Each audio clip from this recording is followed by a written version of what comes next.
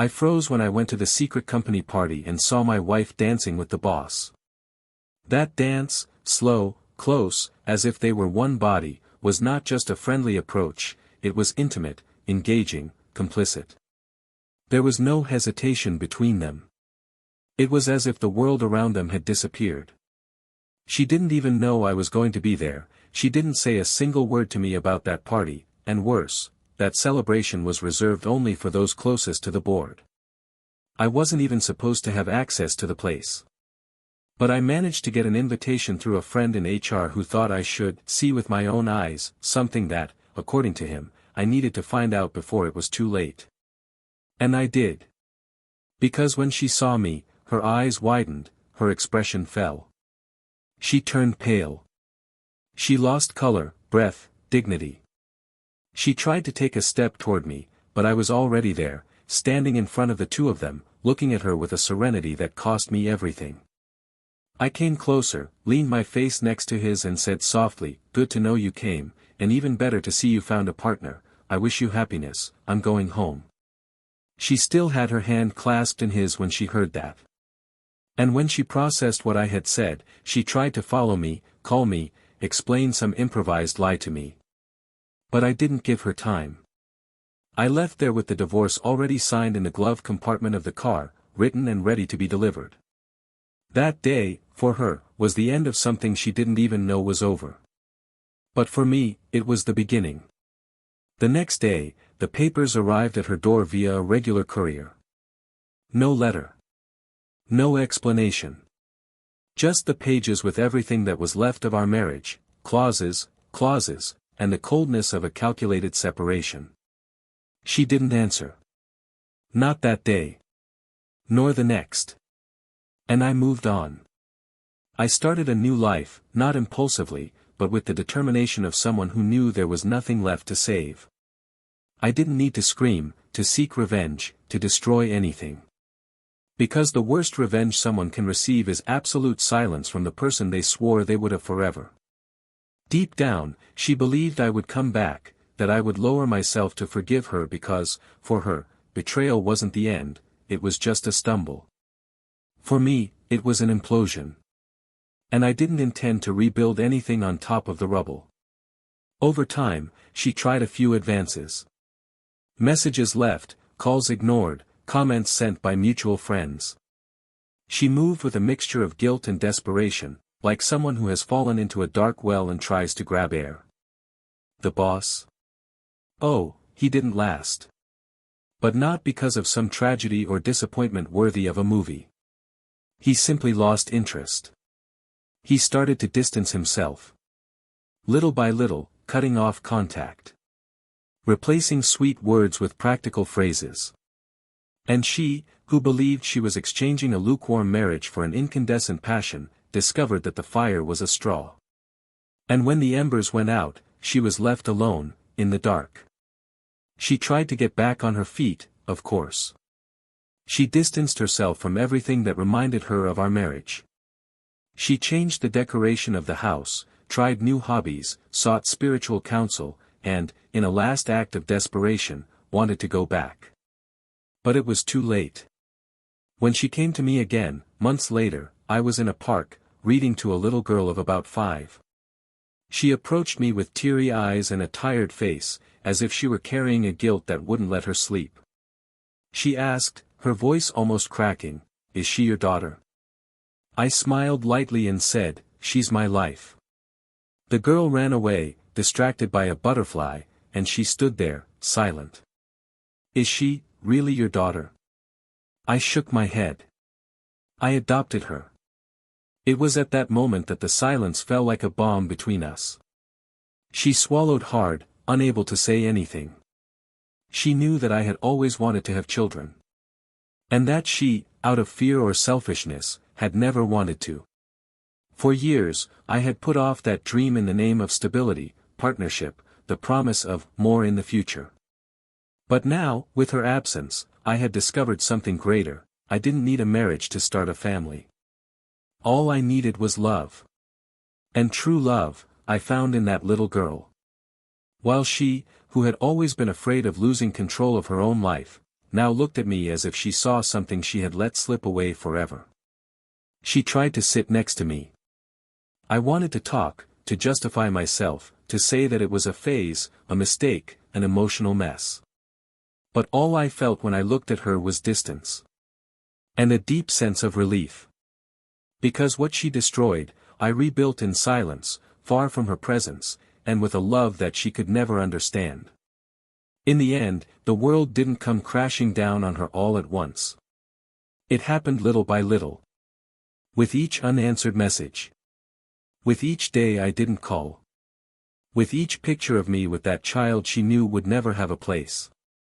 And then, when she had the courage to ask me why I adopted that girl, I firmly replied, because she didn't betray me.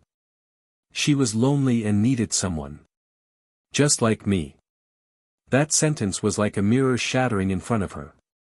And for the first time, she realized that she was no longer part of my story. And she never would be again. Now, all she could do was watch from afar, as I smiled with a peace she could no longer attain. But there was something even crueler. Something she didn't yet know. A revelation that would make everything even more impossible to repair, something that explained why I was in that park, why I chose to adopt, and why, even after everything, I still kept a note written by her, the last vestige of a life that would never return. And this secret, this detail hidden in the middle of everything, is what really changes the course of this story. Welcome to the channel. Here, we do not support and never romanticize any type of betrayal. All the stories told are fictional, but based on real emotions and situations, with a single objective, show how betrayal can destroy lives, homes and futures. Get ready, because what you're about to hear is a story shocking, unforgettable and full of twists and turns. Good story, and hold on tight. At the center of a seemingly peaceful life lived Daniel, a man who always sought balance between his routine and his affections. He was methodical, kind, and had a sense of responsibility that often made him forget himself. With a degree in civil engineering, he dedicated himself to urban and sustainable projects, and although his work was often invisible to the eyes of the world, he took pride in every detail delivered with precision. Daniel was never extravagant, but there was a discreet sensitivity about him, a way of observing the world that made everything around him have more order, more care, more purpose. His heart, however, belonged to the same woman for more than 9 years, Helena. Helena was Daniel's complete opposite. Communicative, spontaneous, charismatic even without meaning to be, she was one of those people who seemed to light up a room without much effort. With a degree in public relations, she always found it easy to connect with others, which is why she ended up becoming a key player in the internal communications department of the company where she worked. She wasn't just well-liked, she was admired. There was a natural charm in the way she expressed herself, a lightness that contrasted with the rigidity of the corporate world that surrounded her. Their relationship began while they were still at university, when he saw her for the first time, in a reinforced concrete hallway with large windows, laughing out loud at some unfunny joke. From that moment on, Daniel knew, even without knowing it, that something inside him had shifted. They built their life with the patience of those who believe in time. They lived in 3 apartments until they settled in a discreet 2-story house on a quiet street. They didn't have children, not by definitive choice, but because time passed and the subject, each time it came up, was postponed with the kindness typical of those who prefer to avoid confrontation. Instead, they adopted a dog, Luna, who soon became the center of attention in the house, the joy of the mornings and the silent comfort of the cold nights. Over time, they created almost sacred rituals, Sunday walks in the park, coffees shared in silence on weekday mornings, marathons of old movies on Saturday nights. To those looking in from the outside, they were a perfect couple. And for a long time, they seemed to believe it too. However, like any couple built on consistency, some silences began to form between them. Daniel, immersed in deadlines, spreadsheets and structural calculations, began to drift apart without realizing it. His love for Helena never waned, but he began to show it in increasingly practical and less emotional ways. He fixed things around the house, remembered important dates, and fetched flowers when he felt something was wrong, but he rarely said what he felt. Helena, on the other hand, became increasingly involved in the company's internal events and began to bring home stories about colleagues, improvised dinners, and short business trips that had not been part of her routine before. She continued to be sweet to Daniel, but her attention seemed to be gradually divided. Not between her and another man, not yet, but between her and another version of herself, freer, bolder, less domestic. It was subtle. The change in tone when he answered the phone. The muffled laughter in the messages he didn't share. The last-minute commitments that suddenly came up. And yet, Daniel didn't suspect anything. Maybe because his gaze on Helena was still the same as it had been in the beginning, full of admiration and certainty. He saw her as the center of a stability that he struggled to maintain. And she, on the other hand, was beginning to see Daniel as the safe haven that, even though firm, no longer stirred the winds she longed to feel. It wasn't about ingratitude, but restlessness. A growing need to find herself again in something that went beyond the limits of home. At the company where she worked, Helena began to be noticed for her confident demeanor and emotional intelligence. Her boss, an influential and respected man, began to include her in strategic decisions and private events. Little by little, Helena began to be part of the board's circle of trust, being invited to internal parties, closed meetings, and representative trips. And although none of this, until then, indicated any deviation, there was a new sparkle in her eyes whenever she talked about the new challenges. Daniel listened attentively, sometimes with silent pride, other times with a hint of strangeness. But he never questioned. He never demanded. Because he believed that love, when it is true, needs to trust even in silence. There were still moments of affection between them. But deep dialogues became rare. Conversations turned into exchanges of information. Intimacy gave way to respectful coexistence.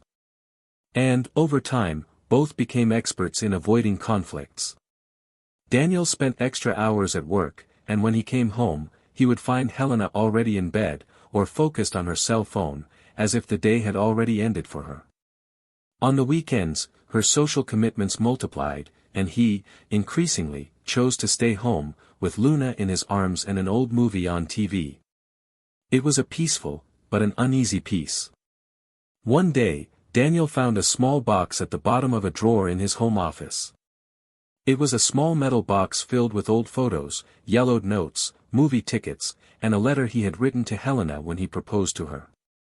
When he reread the note, something broke inside him, not out of suspicion, but out of longing for himself. For that man who dreamed of an eternal love, who believed that all he had to do was be good, present, and correct to keep everything in place. He put the box back, closed the drawer carefully, and spent the rest of the day in silence, reflecting. Helena arrived late that night. She said there was an informal dinner at a coworker's house, something last minute. Daniel nodded, smiled slightly and asked if everything was okay. She said yes, as she always did. But when she turned her back to him, her expression lost its freshness. Was it guilt? Tiredness? Or just boredom? It was hard to tell.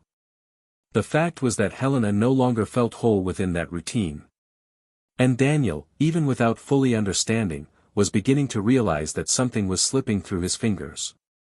And yet, there was tenderness. In the small gestures, in the glances that avoided confrontation, there was still a remnant of that love that united them. It was not an absence of feeling. It was an excess of the past. And when the past weighs too much, the present becomes suffocated. What neither of them knew, or maybe they just pretended not to know, was that they were about to cross a line. One of those invisible lines that you only notice after you've already crossed it. And once you've crossed it, there's no going back. But at that point in the story, there was still silence. There was still the illusion of normality. The coffee served the next morning. The quick text exchanges during work hours. The goodbye kiss on the doorstep. The silent hope that everything would somehow work out. They still slept in the same bed, shared the same blankets, but each of them was already dreaming alone. And in this space between what is and what seems to be, the betrayal story begins. A story that will not be about who made the first mistake, but about how love, even when it is real, can be lost over time. A story that has not yet shown its cracks, but whose foundations are already compromised. And that will soon reveal what no one expected, including those who lived through it all. In the days that followed that silent night, something began to stir inside Daniel. It wasn't anger or immediate distrust, but a bitter feeling that spread slowly, as if his own home no longer belonged entirely to him. It was like being in a movie where everything seemed in place, but each scene hid an invisible cut. Helena kept her smiles, her delicate gestures, her measured words, but there was something in her eyes that no longer knew how to lie so masterfully. Daniel began to notice small details, her perfume that was more intense than usual on normal days, her makeup that was touched up even after work, her long showers after arriving home late, the silences between simple questions. He wasn't the controlling type, never had been. But there was a latent discomfort that grew, not like unfounded jealousy, but rather like a desperate intuition trying to warn him that something essential had already been taken from him, without warning. He began to take longer to return from work, as if he were unconsciously testing Helena's schedule. Some days, he would arrive unannounced, using the excuse that the client had cancelled a meeting. Other times, he would simply show up with a bottle of wine, a chocolate, any excuse that would allow him to observe her reaction to the unexpected. And with each of these sudden visits, she would smile with her lips, but her eyes would take a second longer to compose themselves. The words that had previously flowed now seemed swallowed. And on one of those nights, while she was hurriedly packing her bag for an internal event in the communications sector, Daniel hugged her from behind and whispered that he was proud of her. Helena smiled, but the smile that emerged was pale, dull, almost a conditioned reflex. That hurt more than any scream. A few weeks later, while he was reviewing a project at home, Daniel received a message from an old friend, Eduardo, who worked in HR at the same company as Helena.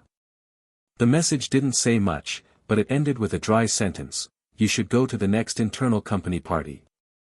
But go without warning." Daniel was paralyzed for a moment, reading and rereading those words. He didn't ask anything. He just replied with an "okay." He knew there was something more important there than mere gossip. He didn't mention it to Helena. In the following days, he acted as if nothing had changed. He cooked dinner one night, fixed an outlet that she had been complaining about for weeks, and even bought flowers on Saturday. She thanked him for everything in that same polite, almost automatic tone. It was as if the two of them were acting out an old, soulless script. On the Friday of the week of the party, Daniel said he had a technical commitment out of town and would be sleeping at a hotel owned by the construction company. Helena nodded naturally, as if that kind of absence was common. But that night, Daniel didn't go anywhere other than a discreet parking lot a few blocks from the company building. He was wearing a gray blazer, shoes he rarely wore, and his face was completely devoid of any expression. In his inside pocket, he carried a printed invitation, obtained through the same friend who had alerted him. The party was secret, or at least restricted, held for the most influential, those who were part of the company's inner core leadership. Daniel had never been there. But now, everything made sense. The entrance was silent, without fanfare. The room was decorated with a refinement that contrasted with the confidential tone of the event. Amber lights, background music, waiters passing by with trays of fine glasses. And then he saw her. Helena, with her back to him, in a dress he had never seen before. Black, tight, elegant. She was laughing at something the man next to her was saying. A laugh he had not heard in a long time. Daniel did not need to get closer to understand. Helena's body was leaning subtly towards him, as if she were giving in. The man, tall, confident, visibly at ease, held her waist naturally, as if he had known her well beyond the office. There was no doubt.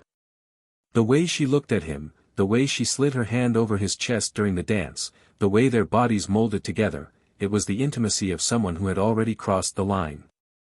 Daniel walked slowly toward them. He passed faces he didn't notice, voices he didn't hear. Everything inside him was numb, as if time had frozen around him. When Helena saw him, her smile instantly faded. Her face lost all color. She tried to step back, but the man's arm was still holding her. The shock was mutual, but Daniel's was silent. He came closer until he was almost touching her, leaned down next to her face and said, with a calmness that was frightening, "Good to know you came, and even better to see that you found a partner. I wish you happiness, I'm going home." He didn't wait for an answer. He turned and left. Each step was a final decision. The pain was excruciating, but Daniel would not let it turn into a plea. Never. As he left the salon, his breath caught for a few seconds. He sat down in the car seat and stared at the steering wheel as if he was waiting for him to say something. There, alone, he allowed himself to feel everything. The disbelief, the humiliation, the image of the woman he loved so much in the arms of another man. But even so, he didn't cry. His suffering was too deep to be seen. It was like an internal rupture, as if his identity had been torn apart from the inside, but without any apparent wound. In the glove compartment, there was the envelope with the divorce papers, already signed. That wasn't an impulse. It was precaution. An instinct that had warned him weeks before. Not because he expected it, but because he no longer trusted the stability of anything. In the following days, Helena tried to contact him. First, a short message, "We need to talk." Then, a missed call. A hesitant audio message, where her voice wavered, but she still avoided saying the word that would define everything. Daniel didn't answer. He remained silent. A silence that weighed more than any accusation. He sent the envelope via a motorcycle courier. No note. No explanation. She would receive everything the way he had received her betrayal, blunt, direct, irretrievable. This wasn't a game. It was the conclusion of something she herself had started and he had merely finished. Helena hadn't expected that. She thought there might be room for dialogue, for regret, for making amends. But there wasn't. The lawyer's letter said everything she needed to. The clauses were firm, the terms clear. He was giving up a lot of material things, but he made it clear that the only thing he wouldn't give up was his dignity. And she would no longer have that. As she signed, her hands were shaking. Not because of the loss of a husband, but because of the brutal realization that he had left her without saying a single word of anger. It was that silence that destroyed her. But what she didn't know, and couldn't even imagine, was that what Daniel had discovered that night wasn't just the betrayal. There was something more. A detail hidden among the fragments of that destroyed relationship. A secret that still hung over everything, waiting for the right moment to be revealed. And when that moment came, no tears, no apologies, no carefully rehearsed explanations would be able to contain the consequences of what was about to happen. The months that followed were marked by a definitive absence. Daniel distanced himself from everything that could remind him of the past. He changed his routine, his diet, the paths he took. The house, which had once been an extension of the memory of a love that had lasted almost a decade, had now been emptied. Helena had not set foot there since the papers were sent. He himself had requested that her last things be collected by a shipping service. He did not want to see her. I did not want to hear her voice. He no longer wanted to live with any trace that could drag him back to what, for him, was nothing but ruins.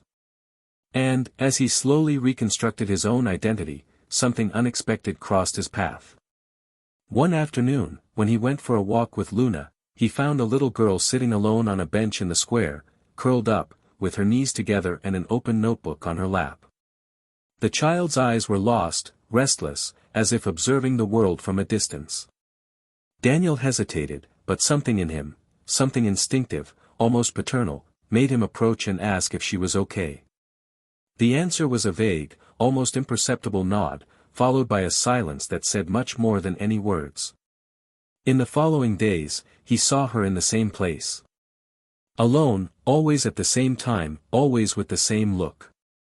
He ended up finding out, when talking to a man who lived nearby, that the girl was a ward of a local shelter and that she spent her afternoons in the square because, as she herself said, it was the only place where she could remember the good things. Daniel could not ignore that. Little by little, he began to sit next to her, taking Luna with him, asking how her day was, offering her a chocolate, reading a passage from a book out loud. The connection began to grow like a delicate scar, something that united two distinct loneliness. Months later, adoption was no longer an idea. It was a necessity. For the first time, Daniel felt that he could care for someone not as an attempt to fill a void, but as part of a new cycle. Meanwhile, Helena was immersed in a reality she had not anticipated. The man with whom she had exchanged glances, dances and secret meetings lost interest as quickly as he had shown it. The messages became more spaced out, the invitations stopped. He did not even have the decency to end it clearly. He simply stopped responding. Helena tried to hide her frustration, to pretend that it did not affect her, but inside her, the hole grew bigger.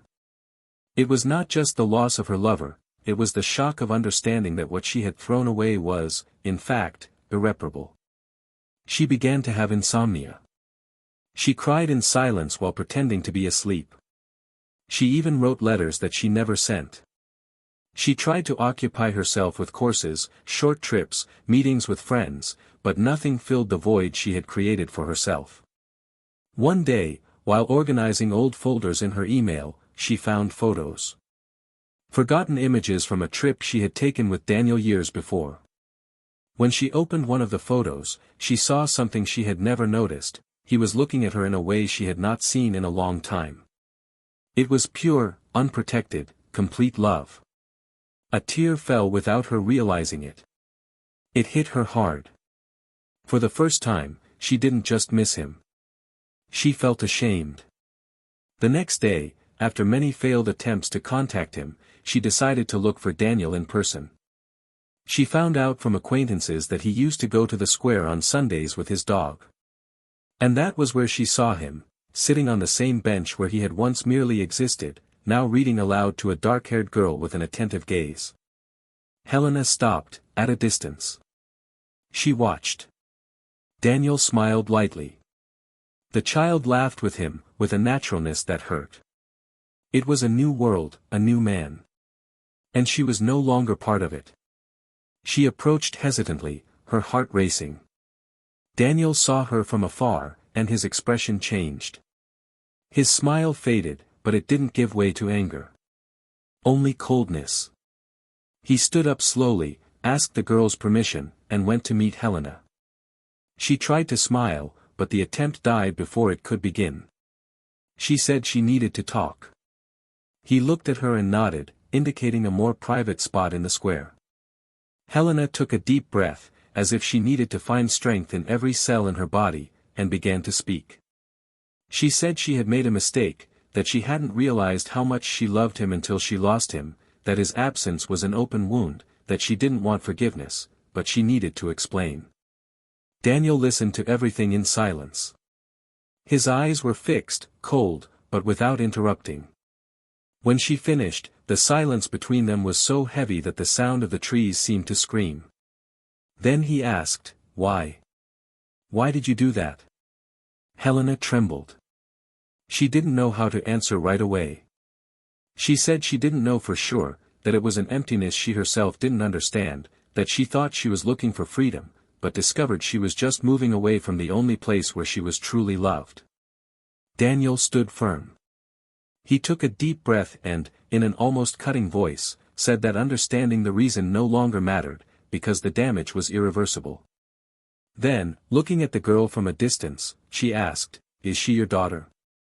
He replied with a slight smile, "She is my life." Helena forced a pale smile and tried to maintain her composure, but something in her expression betrayed an anxious curiosity. She asked, hesitantly, if he had remarried. Daniel shook his head. He said he didn't need that. That he had learned to be self-sufficient, and that the love he felt now was different, it didn't demand anything in return. Helena lowered her gaze and said she was happy for him. And when she was about to say goodbye, she asked the girl's name. Daniel hesitated for a moment. There was pain in that moment, a shadow of resentment that returned in a flash. He then replied, "Her name is Clara." Helena frowned. She took a step back. She felt the air leave her lungs. She tried to say something, but she stammered. Her eyes filled with tears. Daniel watched her with an indecipherable expression. She stammered, "It can't be," he nodded, almost imperceptibly. "Yes, that's what you're thinking. Clara wasn't just any child. Clara was the daughter Helena had rejected adopting years ago, when Daniel had brought up the subject with hope. At the time, he had visited a shelter on impulse, with his heart full of love to give. He had told Helena about the girl, about her eyes that seemed to know the pain of the world. But she refused, saying she wasn't ready, that she didn't want that kind of responsibility, that she wanted to experience other things. Daniel respected her. He kept his pain to himself. And now, years later, when he met Clara again at the same shelter, he recognized her immediately. It was her. The same girl. Abandoned twice by fate, but now, finally, she had found a home. Helena broke down. There were no words that would fit at that moment.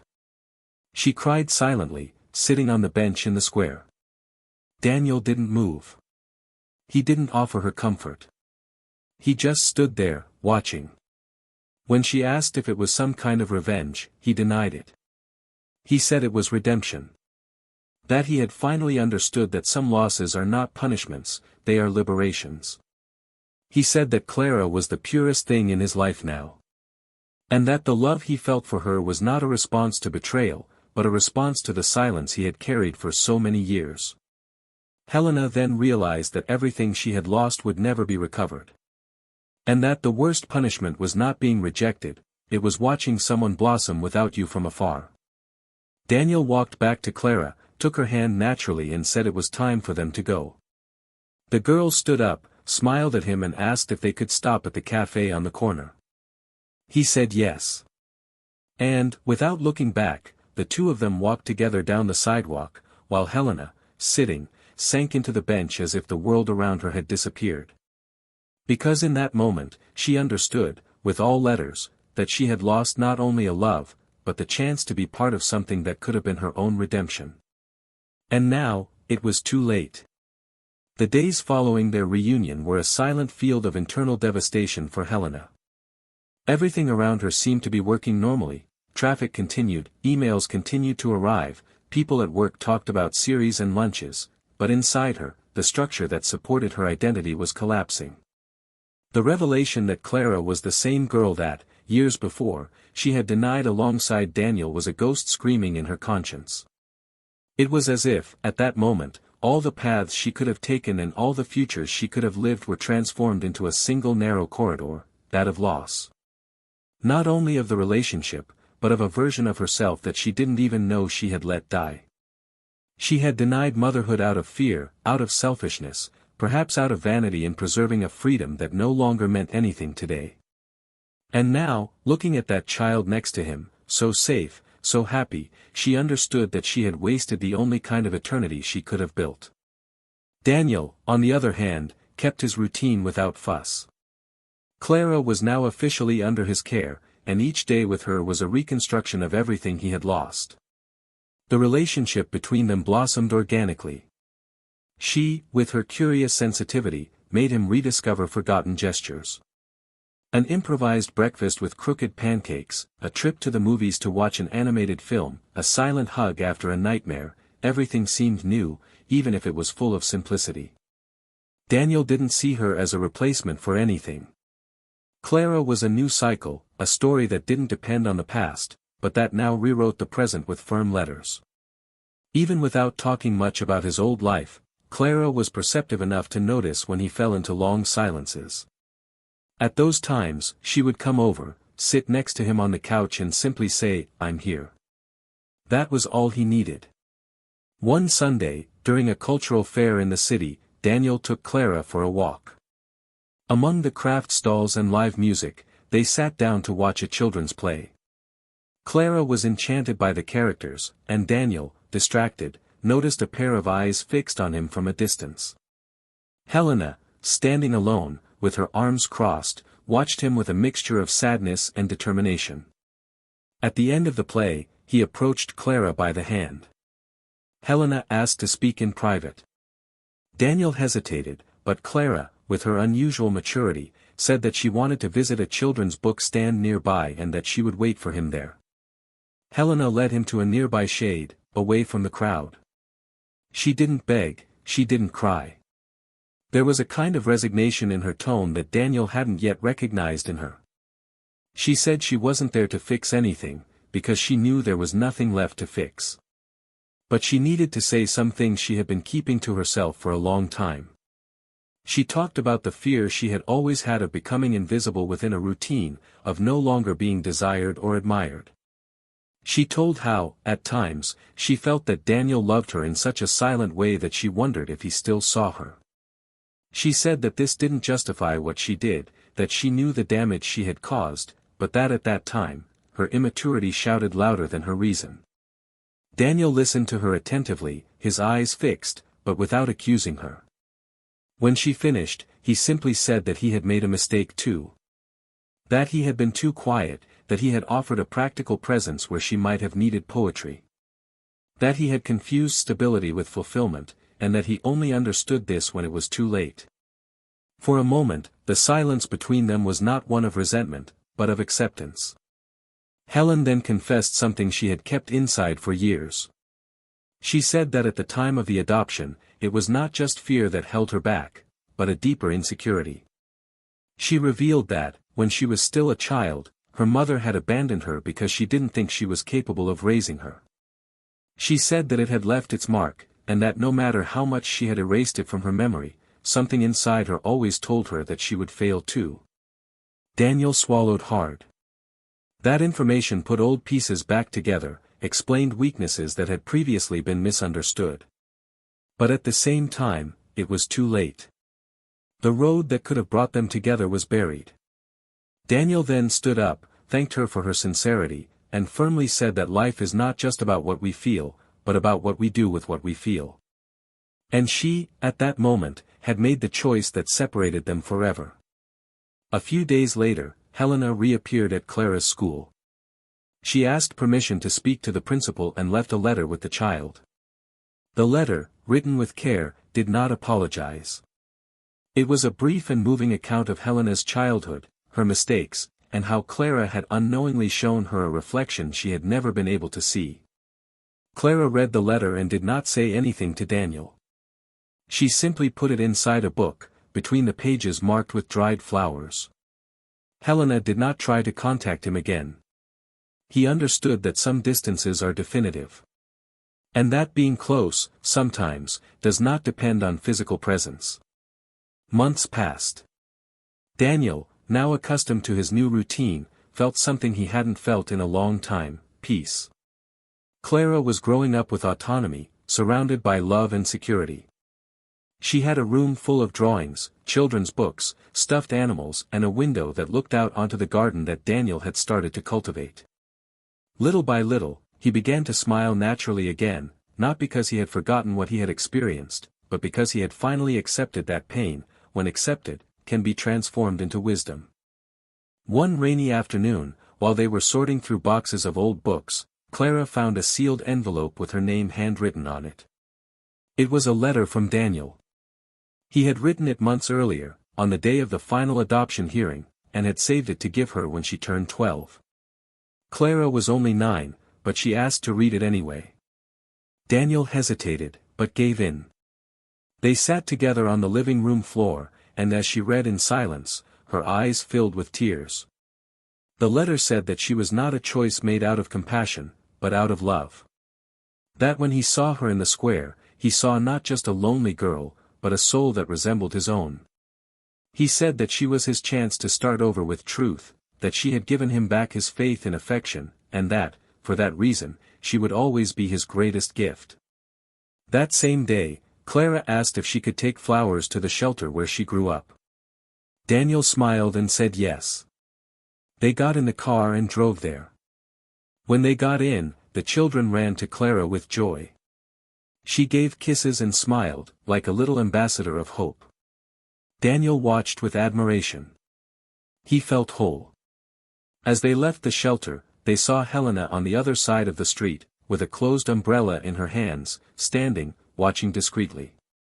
Clara saw her, waved and smiled. Helena returned the gesture, and for the first time in a long time, her eyes were not filled with sadness, but with acceptance. A brief wave, a clear look, and she turned, disappearing among the people. Daniel and Clara got into the car. He turned on the radio, and soft music filled the space. Clara rested her head on his shoulder and asked if all this had a name. He said yes. It was called a new beginning. And in that moment, without grandiose words, without rehearsed endings, without promises, just with the serenity of someone who has already gone through chaos, Daniel understood that life will never be the same again. But even so, it can be beautiful. And sometimes, better than anyone imagined. The silence that remained after that brief wave between Helena and Clara carried a weight that no words could convey. It was a silence loaded with history, loss, and belated understandings. As the car slid down the wet avenue, Clara absently fiddled with the flowers she was still holding in her lap, as if she had noticed something that Daniel was still processing. She didn't ask anything, didn't comment on what she saw. Her silent maturity was disconcerting, as if she knew that certain gestures didn't need an immediate explanation. Daniel, with one hand on the steering wheel and his eyes fixed on the road, felt a strange stillness inside him. It wasn't peace or discomfort, it was a kind of transition between everything that had been experienced and everything that was yet to come. That image of Helena on the other side of the street, alone, with a serene face, was no longer a threat, nor a painful memory, but rather a piece of the puzzle that, even off the board, still needed to be respected. In the days that followed, something different began to take shape in their daily lives.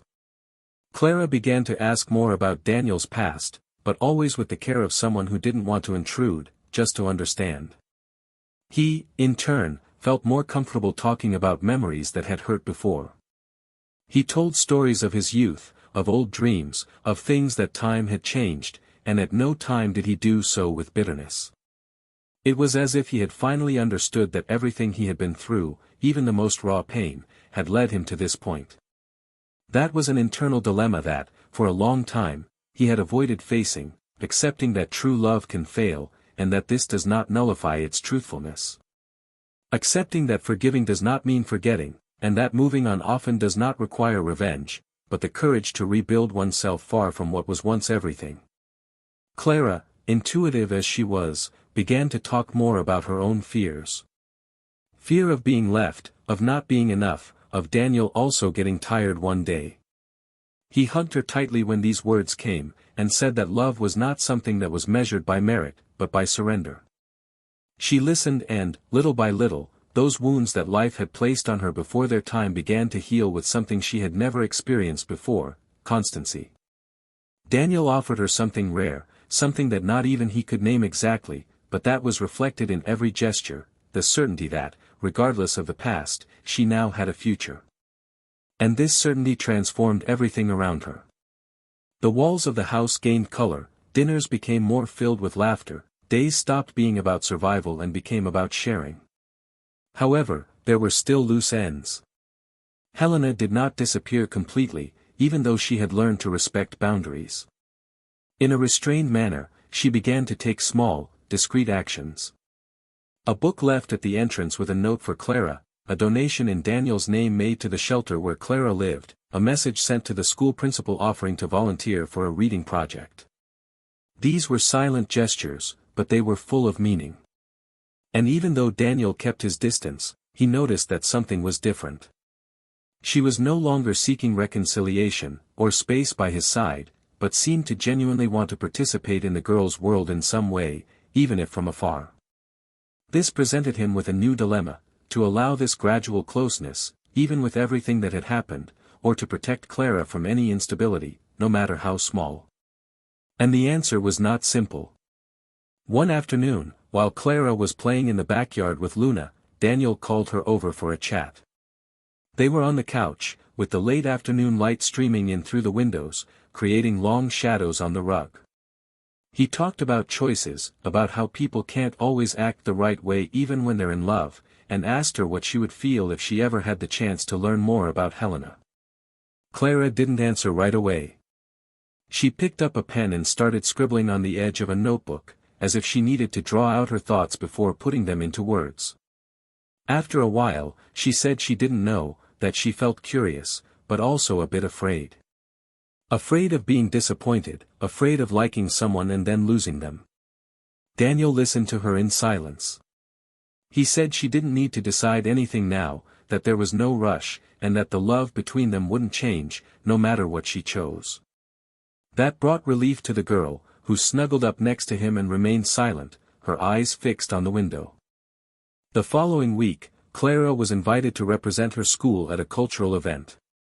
She was supposed to go on stage and tell a story about courage. Daniel helped her rehearse, read with her, corrected her intonation, and gave her advice. On the day of the performance, the auditorium was full, parents, students, and teachers. Daniel sat in the front row, his heart aching with pride.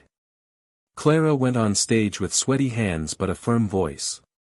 She began to tell the story of a girl who lived in a world where everything was temporary, homes, promises, affection, until one day she met someone who didn't promise anything, but stayed. And that, little by little, this gesture of permanence was the greatest proof of courage she had ever seen. When she finished, the auditorium gave a standing ovation.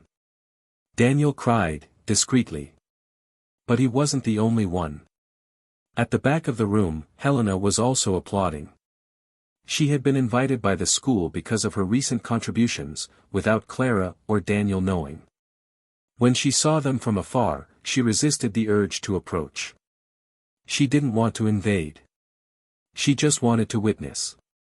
When Clara got off the stage, she ran into Daniel's arms. Only then, when she turned around, did she see Helena standing there, with tears in her eyes. The two stared at each other. Clara didn't smile, but she didn't back away either. She walked over to her.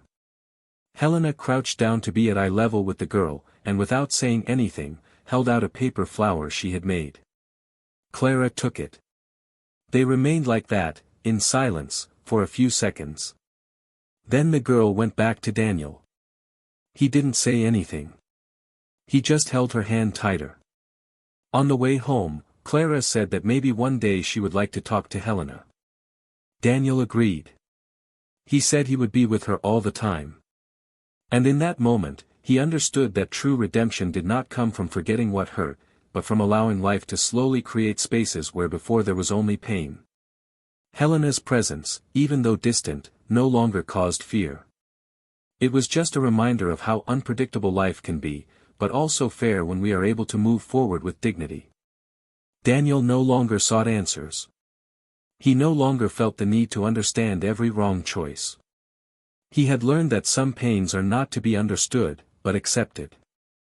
And, most importantly, that forgiveness, when it is true, is not just about reconciliation, but about choosing not to carry unnecessary weight. And even if he hadn't said it out loud, his way of living now was, in itself, a way of forgiving. The dilemma of allowing Clara to create a bond with Helena, even under surveillance, made him reflect often. He knew he could not control everything. That he could not protect his daughter from all suffering. But he also knew that depriving her of answers was a way of denying her the chance to choose her own path.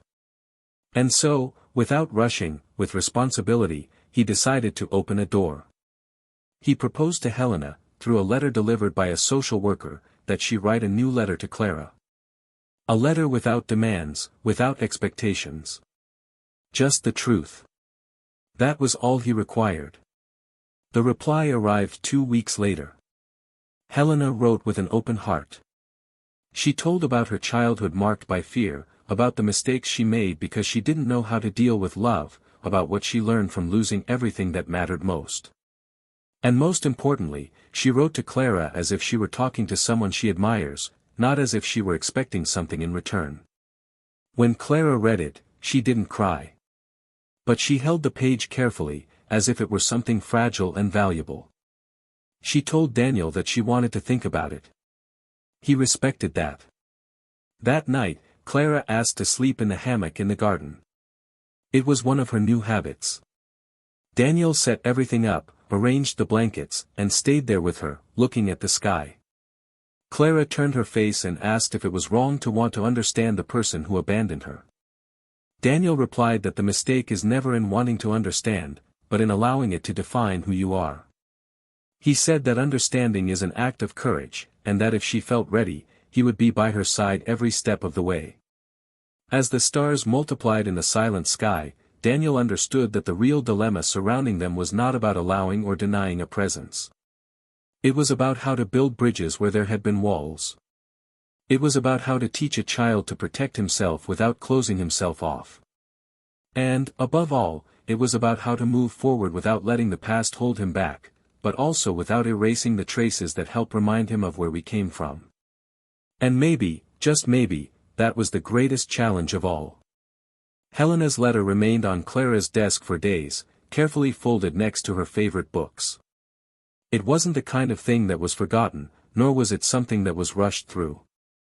It was something that required time, slow digestion, and Clara, even at her young age, demonstrated a wisdom that Daniel was beginning to realize was rare. She reread it in silence, sometimes interrupting her reading to draw or write something in a notebook with a blue cover, where she recorded thoughts that she never showed to anyone. Daniel respected that time and space. He didn't ask questions, he didn't pressure her. He was simply present. And that presence, silent and constant, was the only answer Clara needed to know that, no matter what happened, she wouldn't be alone.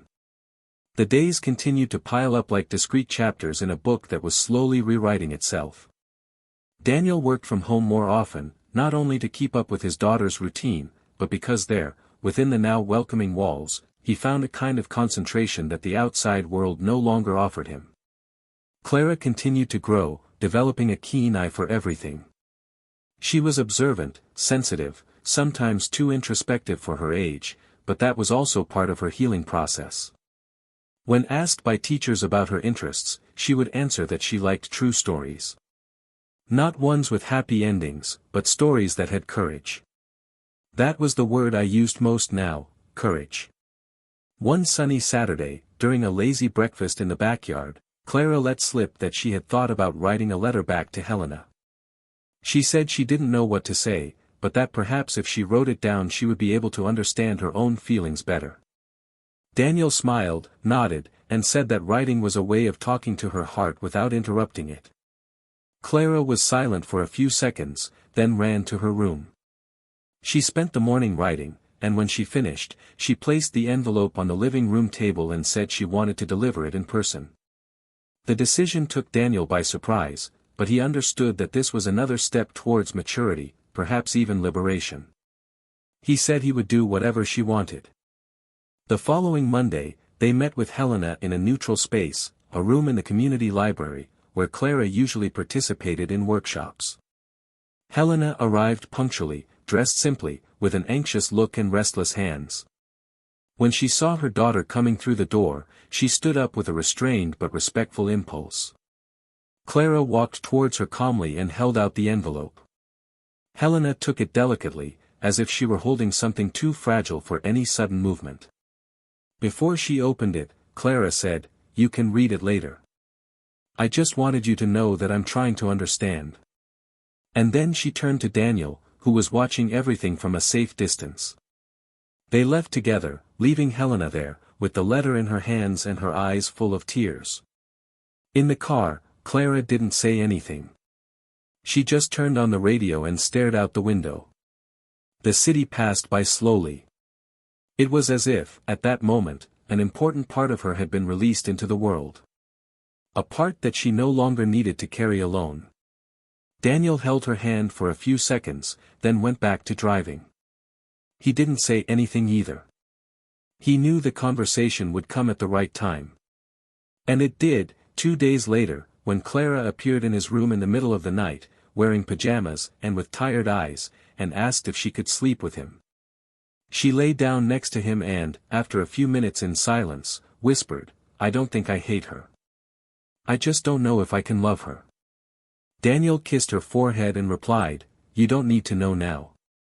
Sometimes love needs to be born slowly." The weeks passed and, little by little, life found a new rhythm. Clara became more engaged in school, made new friends, and began writing short columns for the class newspaper. Daniel noticed with pride how strong she was becoming, even at such a young age. He began working on a social project that involved reading to children from the shelter where he had met Clara. It was there that he met Mariana, a psychologist who coordinated the activities with the children. She had a sweet and determined manner, eyes that smiled before she even opened her mouth, and a sensitivity that went beyond any superficial conversation. At first, they exchanged quick words, practical questions about schedules and dynamics, but soon there were coffees after work, longer conversations about childhood, grief, and new beginnings. Daniel felt more at ease than he had in a long time. It wasn't a new love yet, but it was a new possibility. And that was enough for the heart, which had been cautiously rebuilding itself for years. Clara liked Mariana from the beginning. There was something about her that conveyed calm, perhaps because of the way she listened without rushing, or because of the way she spoke to the children as if each one of them were a whole person, full of history. Daniel noticed that Clara was watching her curiously. One afternoon, as they left the shelter together, Clara commented that Mariana seemed to be the type who didn't promise anything, but kept everything. Daniel just smiled. That was it. Mariana didn't make promises. She just showed up and stayed. And after so much time living with absences disguised as presence, that was a bomb. One day, Mariana came to their house for dinner. She brought Clara an activity book and a lemon pie for dessert. Dinner was light and full of laughter. Clara showed Mariana her drawings, told her about the letter she had written to Helena, and even read aloud one of her favorite stories. Mariana listened with real attention, complimented without exaggeration, and asked questions with genuine curiosity. After Clara went to bed, Daniel and Mariana talked on the porch. She said she admired the way he raised Clara. Daniel replied that the girl had saved him in many ways, and that if he had any merit, it was for never giving up on being someone whole to her. Mariana held his hand for a moment. They didn't say anything else.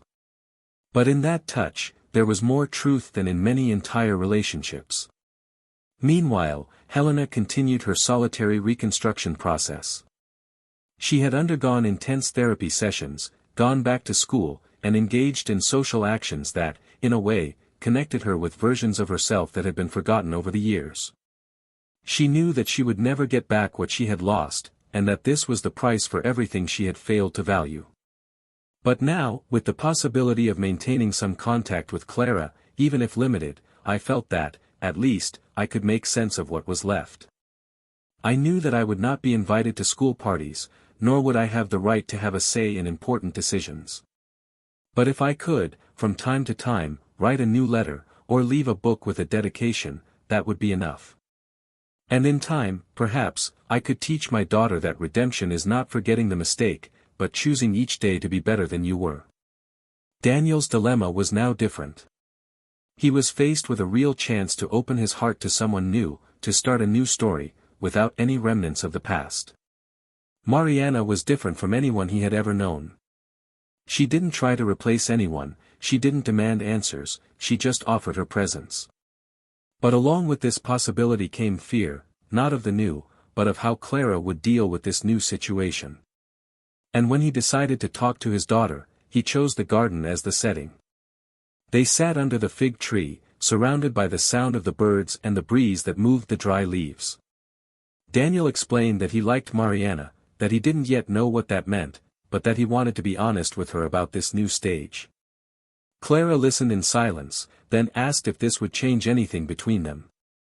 He said no, that she would always be his priority.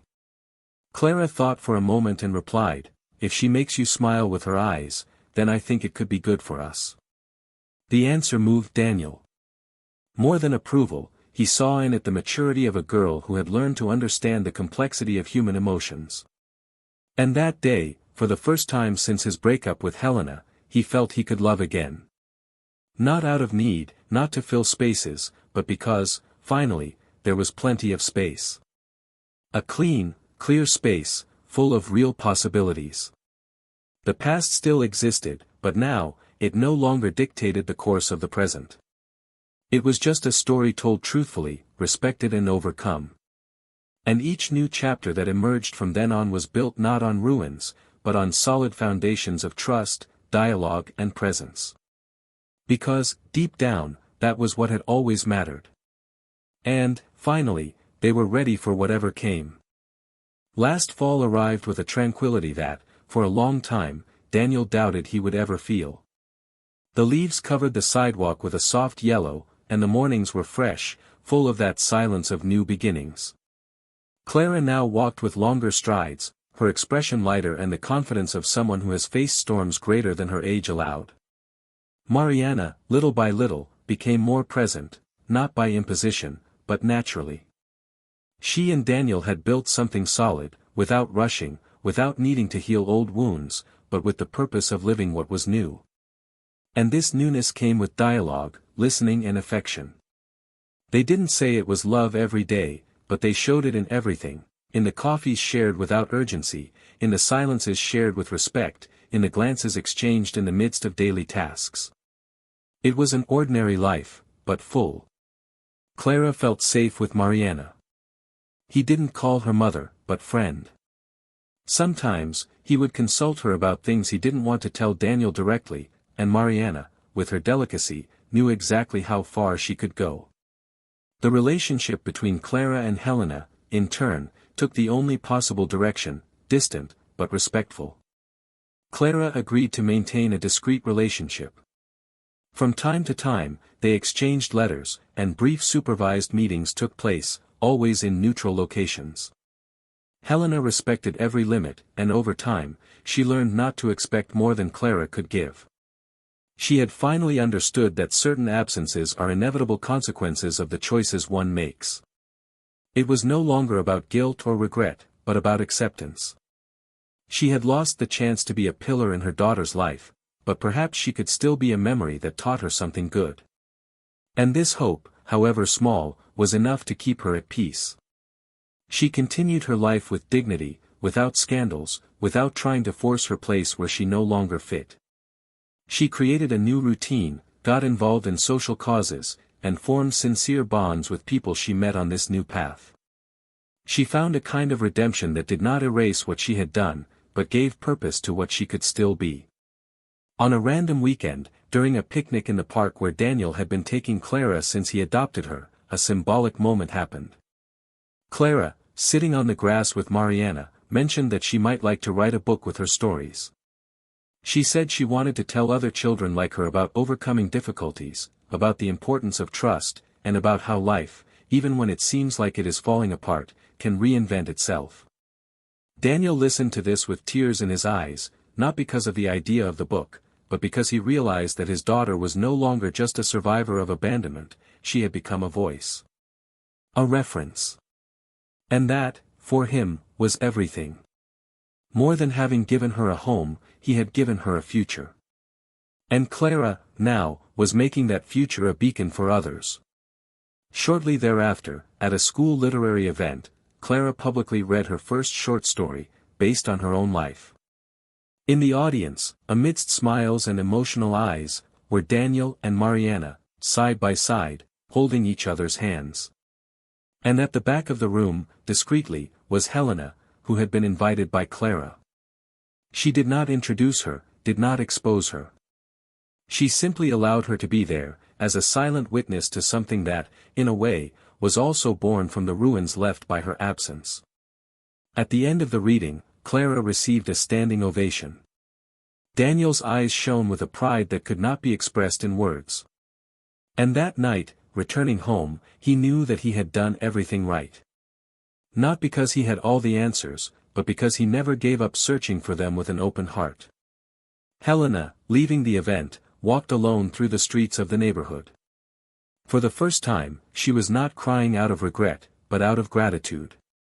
It was a different kind of pain, a kind of bitter tenderness that accepted the past without trying to fix it. She knew she would live alone, that she would never have a place by Daniel's side again, but she understood that, even from the margins, she could help Clara flourish. And, in her silence, there was finally dignity. Years later, Clara published her first book.